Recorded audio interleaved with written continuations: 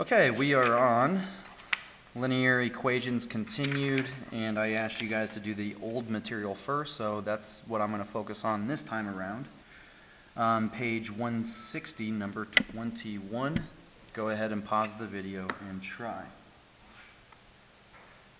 So it says find the x and y intercepts and determine what they represent. So whenever I'm trying to find the x and y intercept, my x-intercept is where it crosses the x-axis. So it's crossing at 6 on the x-axis. In order to be an x-axis, or an x-intercept, the 6 has to be in the x spot. Whoops. The 6 has to be in the x spot, the 0 has to be in the y spot. Then my y-intercept would be 0, 20. And then when it says interpret what they mean, I just need to label each part. So my x represents seconds, so in 6 seconds, I'm at 0 feet. Whenever I'm at 20 seconds, I am at, 0 seconds, I'm at 20 feet. So that's what they were asking for. Go ahead and try number 22. On number 22, I'm looking for my zeros. The first 0 that I see is in the x spot. That means that the first one I see is my y-intercept. So then when I look for my next 0, I see 8, 0. That would be my x-intercept. So my first one, it says time in minutes. So in 0 minutes, I have 4 miles. In 8 minutes, I am at 0 miles. Number 31, pause the video and try. On page 31, it says graph by making a table. So I'm given y equals negative 8x. I didn't give you much space, I apologize, but we can go ahead and do it. So I'm going to create a table, and I'm going to go ahead and plug in values. You get to choose what to plug in. I like to choose negative 1, 0, 1. So if I plug negative 1 in, I get negative 8, so y equals negative 8 times negative 1. That would be positive 8. If I plug in 0, negative 8 times 0 would be 0. If I plug in 1, I would get negative 8. So if I were to graph this, I'm going to draw an arrow from my number 31 over. So if I graph this, here is what it would look like. I would be at negative 1, up 1, 2, 3, 4, 5, 6, 7, 8. Negative 1, 8.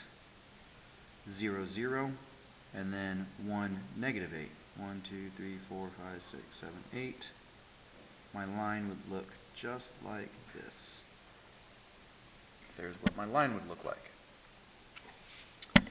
Page 177, number 5. Pause the video and try. Number 5, it says determine whether the function is linear or non-linear. So let's go ahead and look real quick. In order for it to create a line, I have to have the same slope. So from 7 to 5, that's negative 2. From 8 to 12, that's 4. So my slope would be negative 2 over 4. Let's see if that's the same throughout. This would be negative 2, that would be 4. That's correct. This would be 3. This would be 4.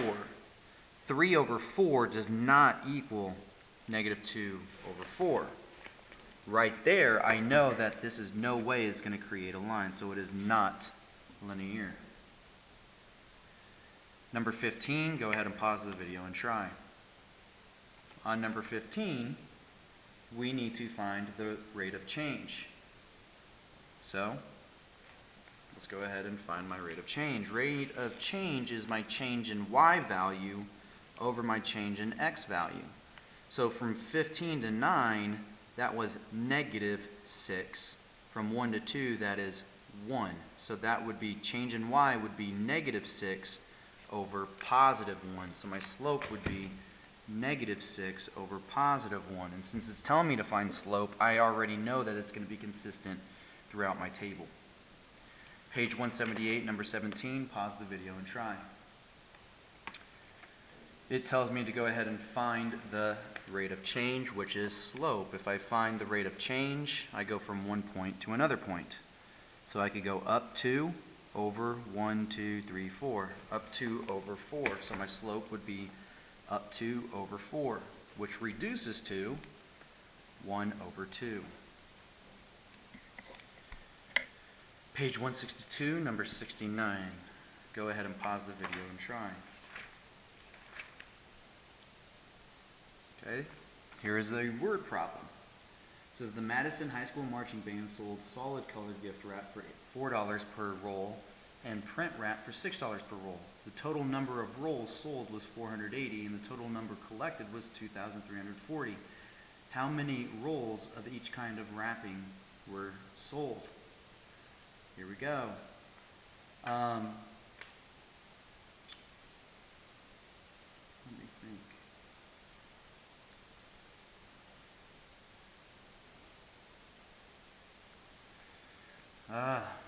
What stinks about this is I have not taught you specifically how to solve this, but it says how many rolls of each kind were sold.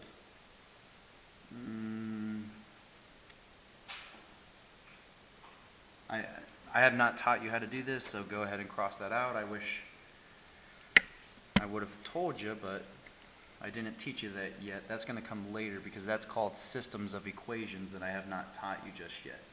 So then I have you do number 70, pause the video and try. Number 70, we have S equals n over 2 parenthesis a plus t. And it asks me to solve for a. In order to solve for a, if I distribute, that is actually making it more difficult.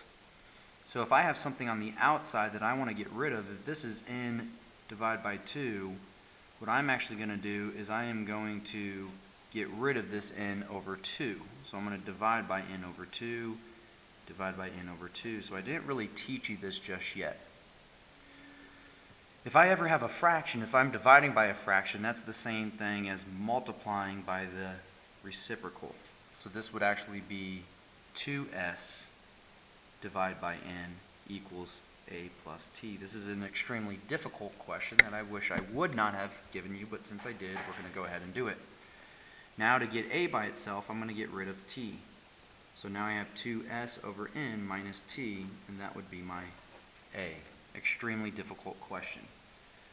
Let's go ahead and try number 74. Hopefully, yep, this is a lot easier for 74. Go ahead and pause the video and try. On number 74, I give you 3x squared minus 4y. Now, x is 2, so 3 parenthesis 2 squared minus 4 parenthesis y would be 5. So order of operations. So this would be 3 times 4, 2 squared is 4, minus 4 times 5 is 20. 3 times 4 is 12, 12 minus 20 is negative 8. Number 77. Pause the video and try. On number 77, I have z squared minus y to the third plus 5x squared. My z is 7, so I got 7 squared minus my y is 5 to the third plus 5, my x is 2. So I need to do all of my exponents first. 49, 5 times 5 is 25, times another 5 is 125.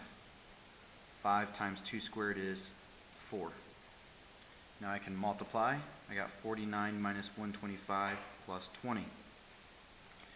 49 minus 125, so 125 minus 29, give me 15, that's 6.